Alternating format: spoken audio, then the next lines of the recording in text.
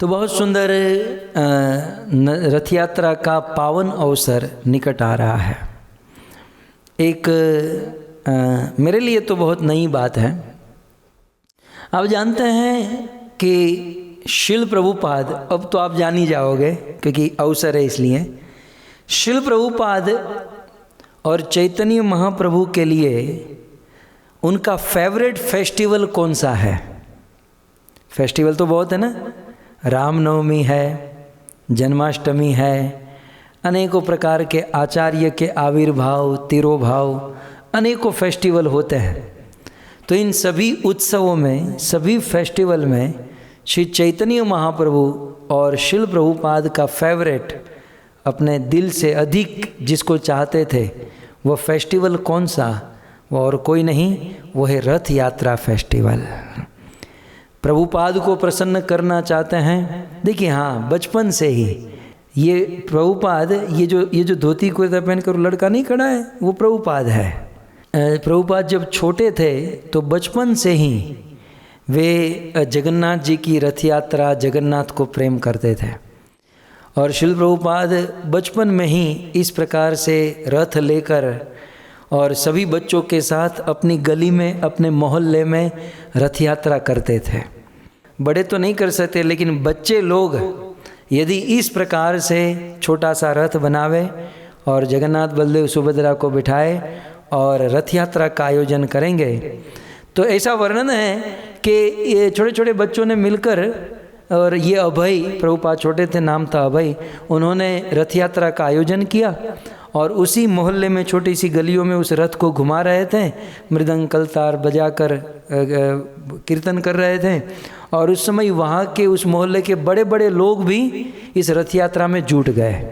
तो बचपन से ही जिनकी इनकी मति थी, और उस समय कौन जानता था कि ये 5 साल का अभय आज बंगाल की एक छोटी सी गली में ये छोटी सी रथ यात्रा निकाल रहा है। यही बड़ा होकर इस धरती के कोने कोने में, फिर चाहे अमेरिका हो, लंदन हो, फ्रांस हो, जर्मनी हो, दुनिया के कोने कोने में ये रथ यात्रा जाने वाली है। कल्पना भी नहीं कर सकते थे। ऐसी शिल प्रभुपाद ने क्रांति की और देश विदेश में सभी जगह पर इस रथ यात्रा के उत्सव को स्थापित किया। प्रथम रथ यात्रा गोपियों के द्वारा कृष्ण, बलदेव और सुभद्रा जी के रथ को खींचकर ब्रज में लेकर जा रहे थे। और फिर उसी परंपरा में पुरुषोत्तम क्षेत्र जगन्नाथपुरी में रथ यात्रा प्रारंभ हुई।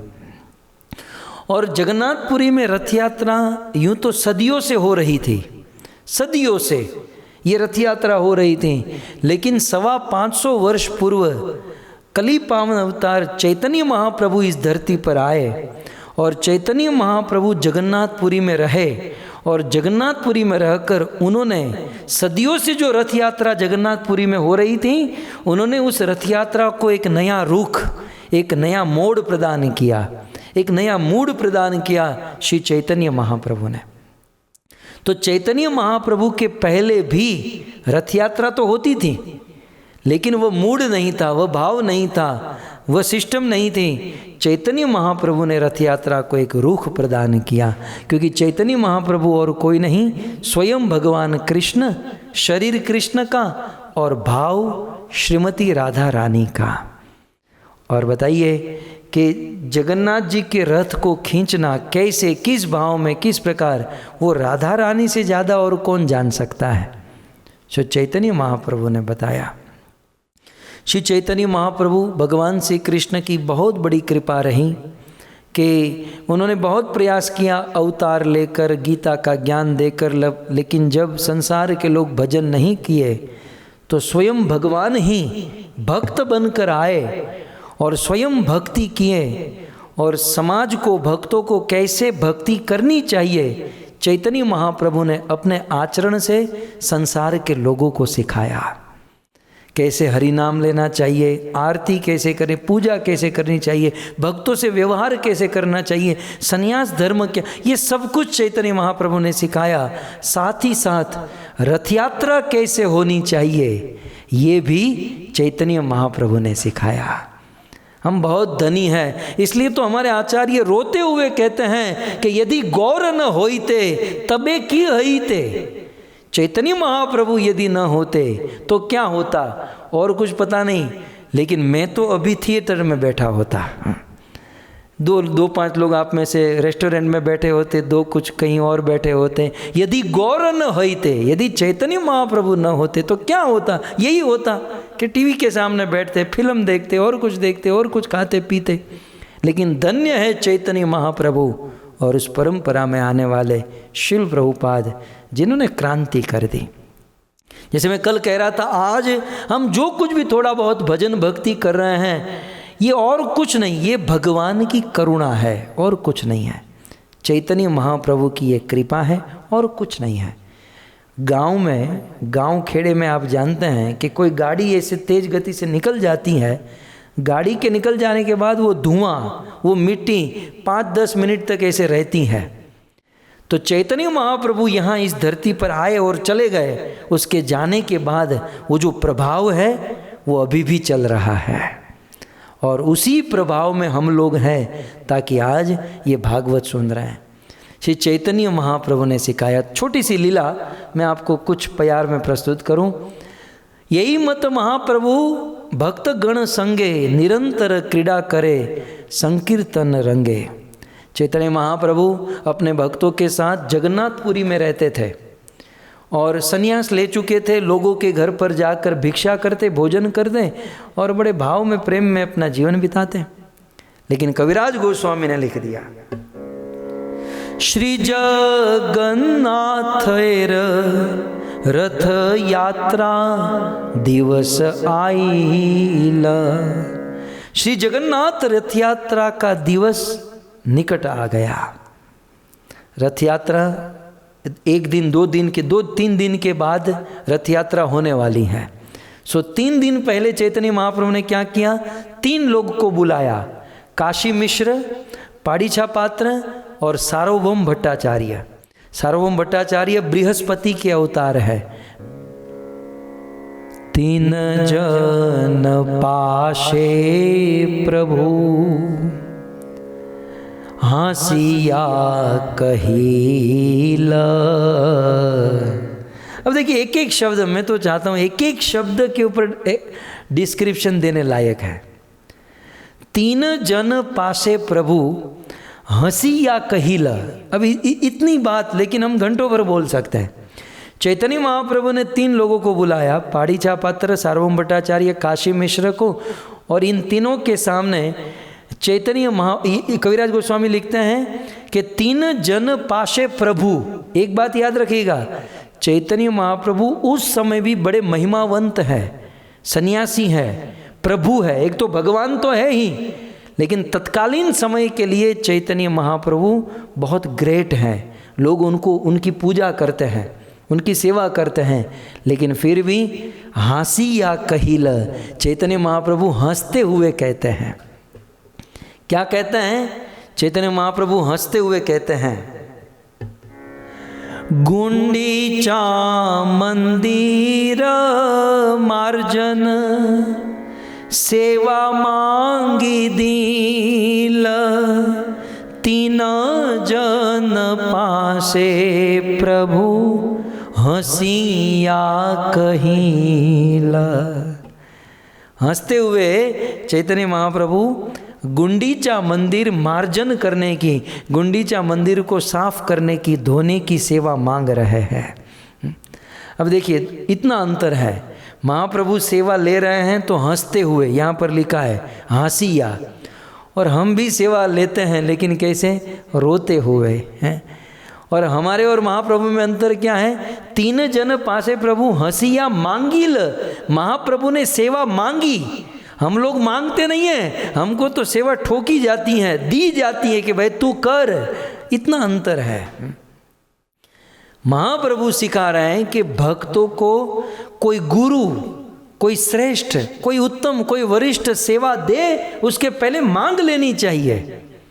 और हमारा क्या है? हम तो सेवा से दूर भागते हैं। जब सेवा का नाम आता है तब जूम प्लेटफॉर्म एंड सेशन ख़त्म हो जाता है। सेवा से हम लोग छटक जाते हैं, दूर भागते हैं, लेकिन महाप्रभु हंसते हुए प्रेम से सेवा मांग रहे हैं कि मुझे। भक्तों, सेवा करना ये बहुत बड़ा सौभाग्य है। तो महाप्रभु ये अपने आचरण से हमें दिखा रहे हैं।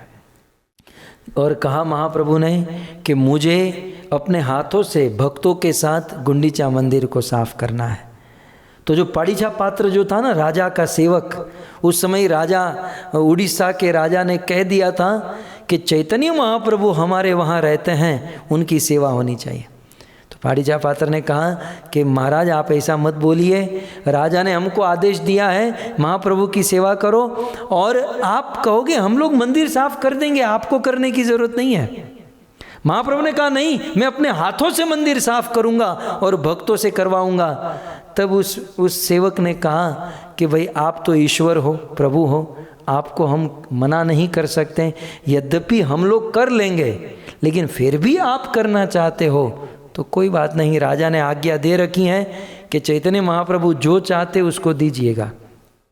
तब महाप्रभु कहते हैं कि सो झाड़ू, महाप्रभु कहते हैं मुझे आज शाम तक हमारे निवास स्थान पर 100 झाड़ू मार्जनी और 100 मटके हमारे वहाँ पहुँचा दो। राजा के सेवक ने शत घट शत मार्जनी नूतन प्रभु आगे, भगवान चैतन्य महाप्रभु के आगे 100 झाड़ू और 100 मटके वहाँ लाकर रख दिए। चैतन्य महाप्रभु ने अपने भक्तों को समाचार भेजा कि कल सुबह मंगला आरती में जगना है। सारे भक्त मंगला आरती में जगे, चैतन्य महाप्रभु के पास आए और चैतन्य महाप्रभु ने सभी भक्तों को हार पहनाया। महाप्रभु ने सभी भक्तों को हार पहनाया, सभी भक्तों के मस्तक पर वो चंदन लगाया।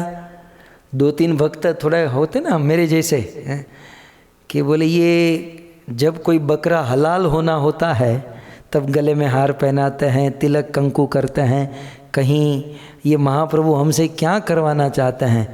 तो सारे भक्तों के गले में हार और तिलक लगाया और सभी भक्तों के हाथ में एक एक झाड़ू दे दिया। अब भक्त अभी तक समझ नहीं पाए कि ये झाड़ू लेकर करना क्या है। चैतन्य महाप्रभु कीर्तन करते हुए भक्तों के हाथ में झाड़ू लेकर सब लोग गुंडीचा मंदिर पहुँचे। आज यदि ये कार्य हुआ होता ना तो केजरीवाल का अच्छा प्रचार हो जाता।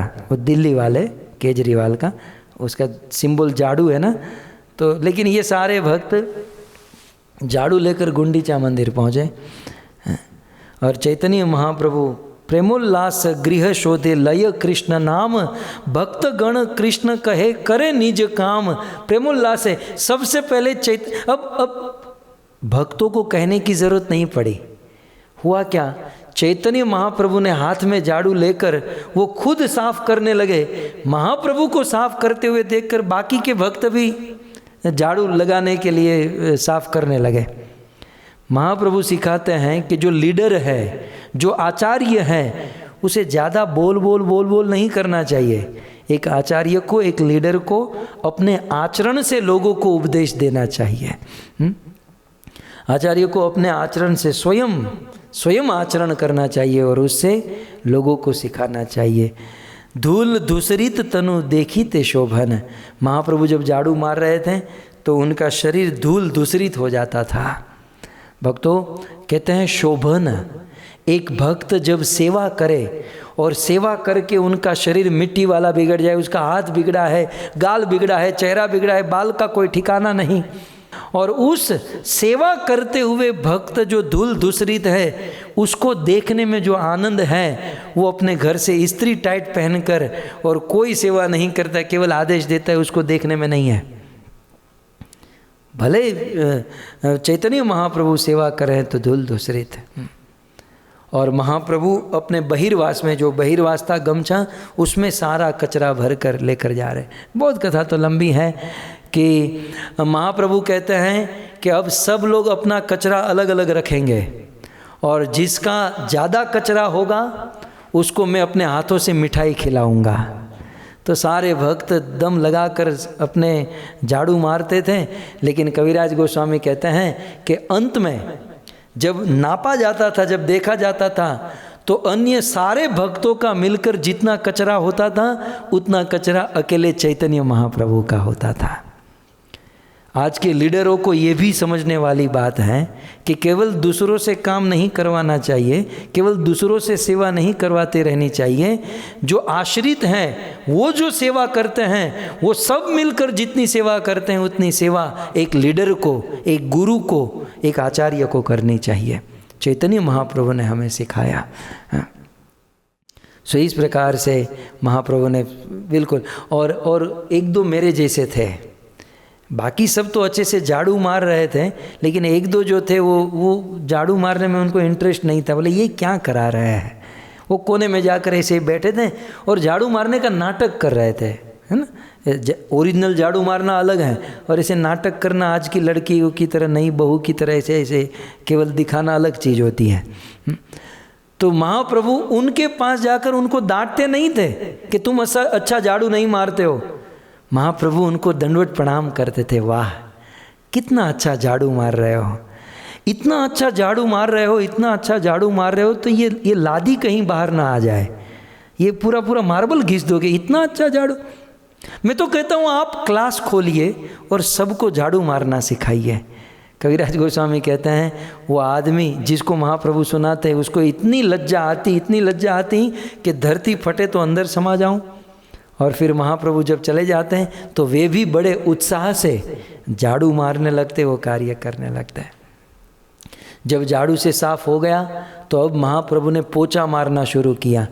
मैं यहाँ पर ये नई लड़कियाँ जो बैठी है ना, मैं उसको पूछूं पोछा क्यों मारते हैं, उसमें से आधे लोगों को पता नहीं होगा। हम हमारे घर पर झाड़ू मारते हैं तो झाड़ू के बाद पोछा क्यों मारते हैं। अब झाड़ू से जब घर साफ हो ही गया है तो पोछा क्यों मारते हैं।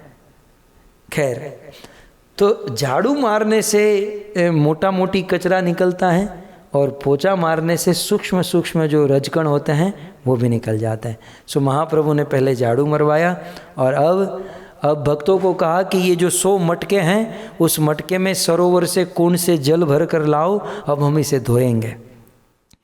तो सभी लोग गए और केहो जल घट देय महाप्रभु करे, केहो छले जल देय चरण ऊपरे।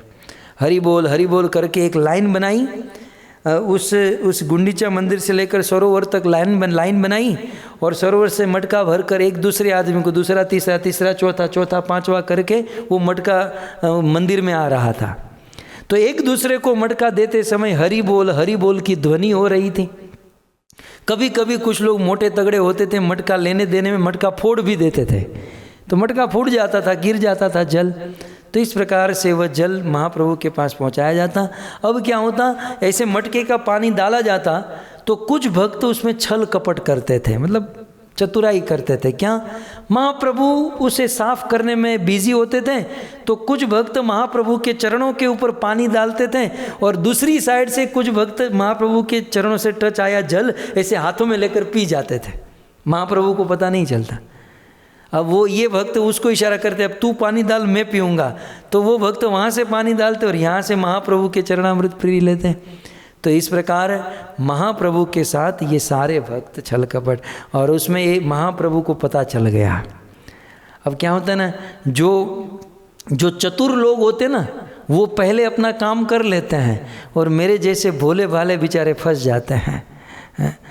वो जो बेचारा एक भोला भाला था वो बाद में वो छोटा सा मटका लाकर महाप्रभु के चरणों पर डाला और पीने गया, महाप्रभु ने पकड़ लिया और स्वरूप दामोदर को बुलाकर कहा, स्वरूप दामोदर ये तुम्हारा गौड़िया मेरी फजेती कर रहा है, ये मेरे चरणों में जल डाल कर पी रहा है। कविराज गोस्वामी कहते हैं कि यद्यपि चैतन्य महाप्रभु अंदर से बड़े खुश थे, बड़े प्रसन्न थे कि मेरे भक्त भगवान की सेवा भाव सब कुछ समझ रहे हैं, लेकिन बाहर से महाप्रभु क्रोध कर रहे थे क्योंकि मैं भक्त बनकर आया हूँ और मैं इस प्रकार से किसी की सेवा लूँगा तो ये ठीक नहीं है। तो इस प्रकार से बहुत सुंदर वहाँ पर ये होता था। तो मटका भर भर कर लाया गया और पूरा भरा गया और कहते हैं कि उस घर में एक हॉल था गुंडीचा मंदिर में, उस हॉल को बंद कर दिया गया था ताकि पूरा मंदिर जो है मटके के पानी से धोए और पानी से भर जाए। जब वो हॉल खोल दिया गया और एक साथ सारा पानी बाहर निकला तो मानो जगन्नाथपुरी के उस मार्ग पर एक नई नदी बह रही हो, एक नदी में बाढ़ आई हो, इस प्रकार का दृश्य बन गया। सो महाप्रभु ने अपने सभी भक्तों के साथ मिलकर जगन्नाथ जी जहाँ पर बैठने वाले हैं उस मंदिर को अपने हाथों से साफ किया, और साफ करने के बाद बहुत सुंदर वहाँ कीर्तन किया। महाप्रभु ने भक्तों को ये सिद्धांत बताया कि भगवान जहाँ बैठने वाले हैं वहाँ पर उस स्थान को भक्तों को अपने हाथों से साफ करना चाहिए, और हम अपने हाथों से जितना मंदिर को साफ करेंगे उतना ही हमारा चित्त, हमारा हृदय साफ होगा। ये सिद्धांत है। सो रथ यात्रा से जुड़ी हुई ये घटना है, और इस घटना को कहते हैं गुंडीचा मंदिर मार्जनम।